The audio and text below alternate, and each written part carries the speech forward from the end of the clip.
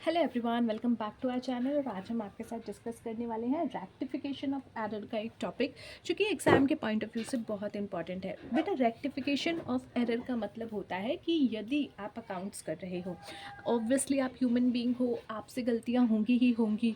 और अकाउंट्स एक ऐसा सब्जेक्ट है जिसमें अगर आपने कोई गलती की है तो उसको ठीक करने के लिए कुछ चांसेस अवेलेबल होते हैं कि आपसे कोई गलती हो गई है तो आपको उसको रेक्टिफाई कर लो। जैसे मेडिकल स्टूडेंट्स जो हैं, अगर किसी इससे गलती हो जाए, लेट सपोज मेडिकल में आपके डॉक्टर्स होते हैं, उनसे कोई गलती हो जाए, यहाँ पे कट लगाना था और यहाँ लगा दिया, तो माइट भी पॉसिबल वो कभी ठीक ना हो पाए या कुछ गड़बड़ हो जाए। लेकिन अकाउंट्स में एक ये बेनिफिट है कि एक लिमिटेड टाइम पीरियड तक आप अपनी गलतियाँ सुधार सकते हो। और उसी को लेकर के रेक्टिफिकेशन ऑफ एरर का टॉपिक आपके एग्जाम में और सब्जेक्ट में इंक्लूड किया गया है। रेक्टिफिकेशन मतलब ठीक करना, रेक्टिफाई करना। एरर मतलब कोई त्रुटि, यानी कि कोई गलती, कोई मिस्टेक अगर आपसे हो गई है। सो अकाउंट्स में अगर कोई मिस्टेक हो गई है, उसको कैसे ठीक करना है उसके बारे में डिस्कस करेंगे। अब अकाउंट्स में मिस्टेक हो गई है, ये क्या मतलब है कि भाई क्या हमने पैसा निकाल लिया और वो मिस्टेक है? नहीं, वो तो चीटिंग है, वो अलग चीज़ है। मिस्टेक का मतलब है कि आपने एंट्री गलत कर दी। बेटा, आपको जो है, आपने पैसे दिए श्यामलाल को और लिख दिया कि दिया है रामलाल को। तो यहाँ पे this is a very common mistake जो कि आपसे हो सकती है। लेट्स सपोज आपने दिए 6,000 रुपये पर गलती से लिख दिए 600 रुपये।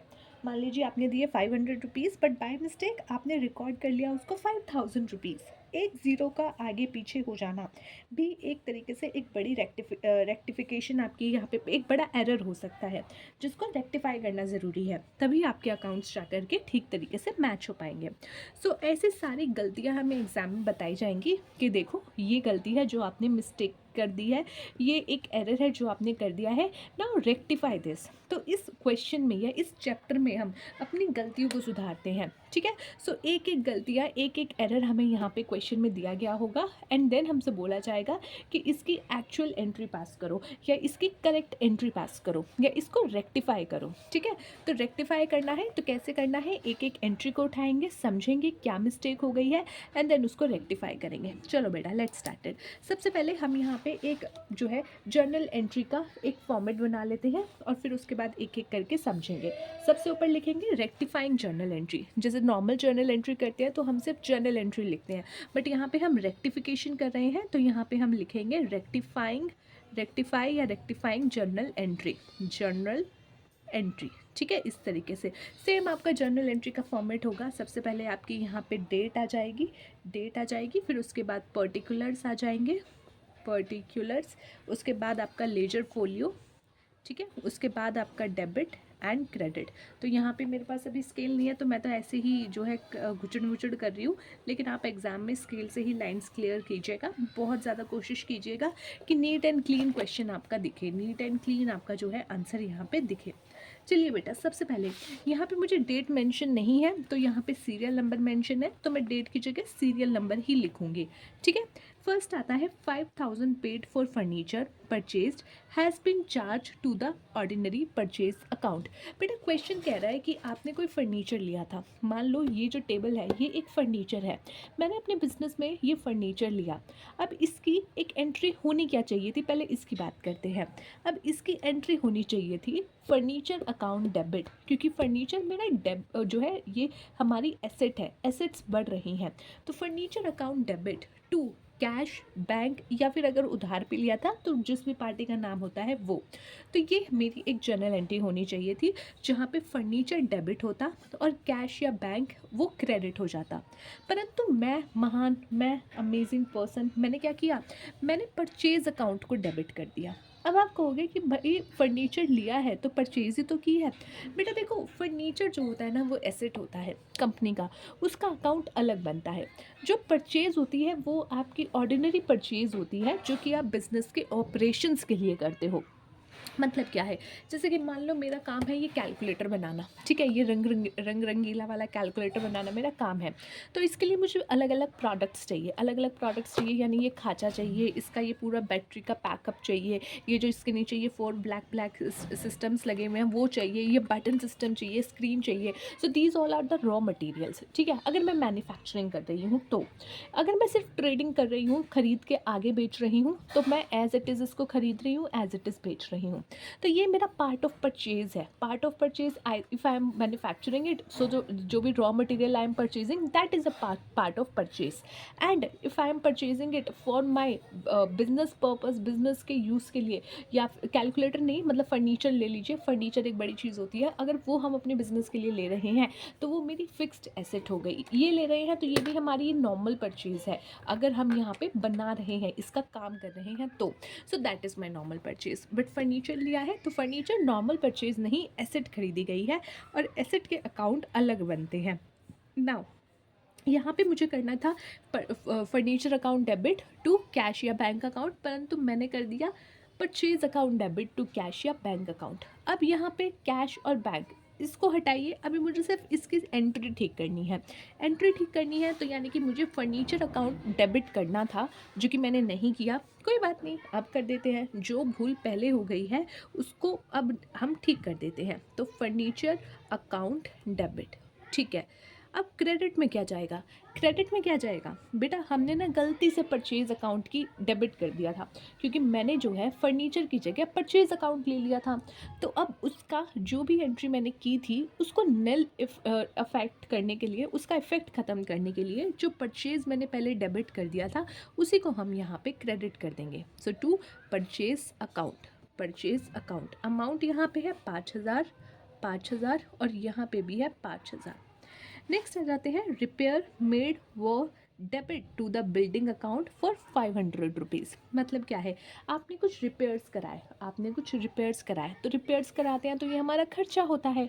जो नॉर्मली ऐसे आपके खर्चे होते हैं वो आप क्या एंट्री करते हो, रिपेयर एंड मेंटेनेंस जो भी होता है, repair account debit to cash या बैंक अकाउंट, जो जिस भी तरीके से आपने उसकी पेमेंट की है।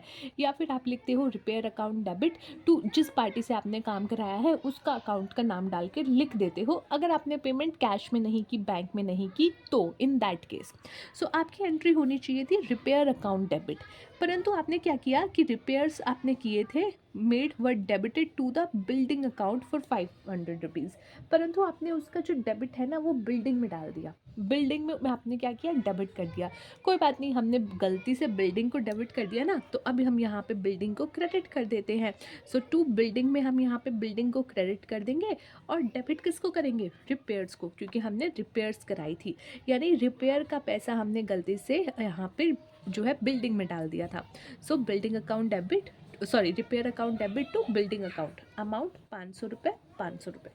नेक्स्ट आ जाओ, an amount of 1,000 rupees withdraw by the proprietor for his personal use has been debited to the trade expenses account. मतलब क्या है, मतलब ये है कि हमने, देखो कई बार ना क्वेश्चन में ही आपको पता चल जाएगा कि भैया उसको गलती से डेबिट कर दिया एक्सपेंस अकाउंट में, तो एक चीज़ तो आपकी यहीं से क्लियर हो गई। क्वेश्चन में आधा क्वेश्चन तो आपको ऐसे ही सॉल्व हो गया कि भैया गलती से पर्सनल यूज़ का लिए वो लेके गया था, पर हमने गलती से डेबिट कर दिया ट्रेड एक्सपेंस में।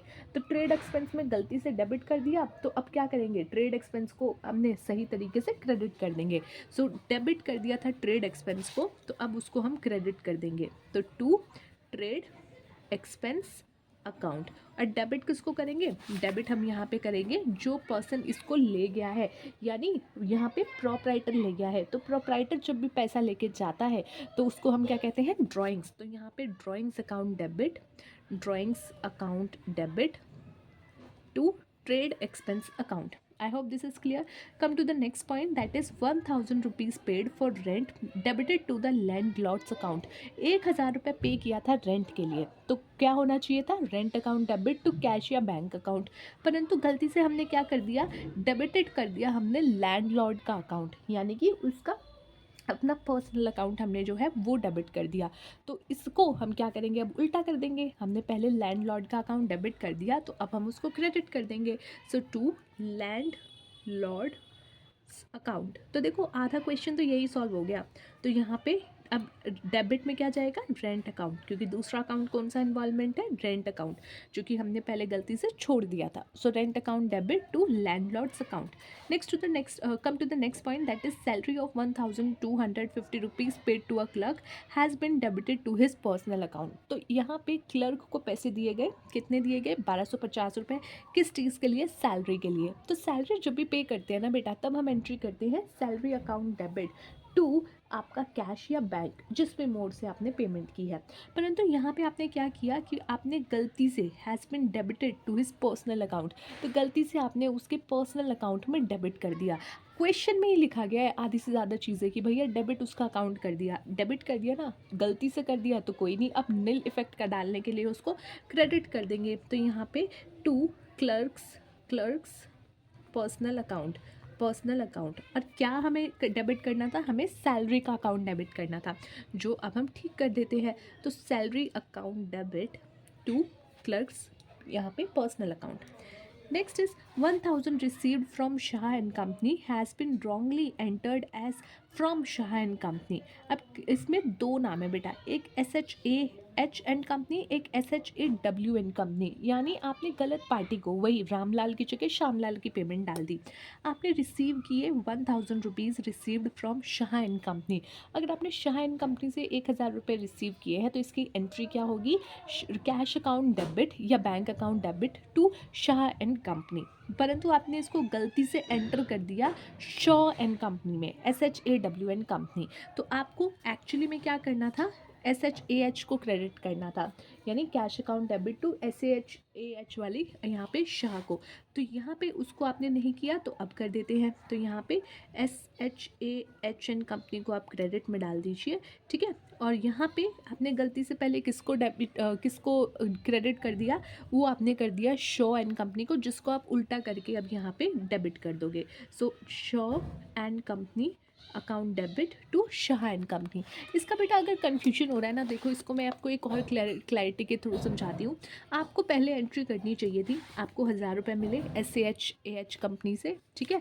तो आपको एंट्री करनी चाहिए थी cash account debit to SHAH वाला शाह एंड कंपनी, ठीक है। अब इसकी जगह आपने गलती क्या कर दी, आपने जो है शो एंड कंपनी को कर दिया, यानी इसकी जगह आपने नाम क्या डाल दिया, कैश अकाउंट डेबिट टू, यहाँ पे आपने डाल दिया SHAW वाले अकाउंट एंड कंपनी को, ठीक है। तो ये राइट थी, ये आपने गलती कर दी। तो कैश तो आपका सेम वही हुआ है, तो कैश में तो कोई चेंज नहीं, कैश आपने सही किया, उसको आपको डेबिट करना था, आपने कर दिया। लेकिन यहाँ पे आपने क्या किया, गलत पार्टी से कर दिया। तो ये एंट्री सही थी, ये एंट्री सही थी, इसका क्रेडिट साइड ये जाना चाहिए था, और आपने इसको कर दिया। तो अब आप क्या करोगे, इसे उठा करके डेबिट में डाल दीजिए और इसको क्रेडिट में ही रहने दीजिए। तो इस तरीके से आपकी ये वाली एंट्री यहाँ पे प्रकट हो जाएगी या बन जाएगी। Last but not the least is 7000 paid in cash for the printer were charged to the office expenses account. अब आपने 700 रुपये दिए, पेड किए कैश में, किस लिए, प्रिंटर के लिए, यानी आपने प्रिंटर बाय किया। तो प्रिंटर बाय करने का क्या आपकी एंट्री होगी, तो यही मान के चल रहे हैं कि प्रिंटर जो है कंपनी का फिक्स्ड एसेट है, कि कंपनी जो है प्रिंटर में डीलिंग नहीं करती, वो उसका एक एसेट है। तो इसकी एंट्री होती प्रिंटर अकाउंट डेबिट टू आपका यहाँ पे कैश अकाउंट, क्योंकि आपने कैश पे किया है। लेकिन आपने क्या किया, गलती से ऑफिस एक्सपेंस को चार्ज कर दिया, ठीक है। तो प्रिंटर अकाउंट डेबिट की जगह आपने ऑफिस एक्सपेंस डेबिट कर दिया। तो अब उसको क्या करेंगे, कोई दिक्कत नहीं। तो अब यहाँ पे आप जो है ऑफिस एक्सपेंस को यहाँ पे क्रेडिट कर देंगे, ऑफिस एक्सपेंस को क्रेडिट कर देंगे।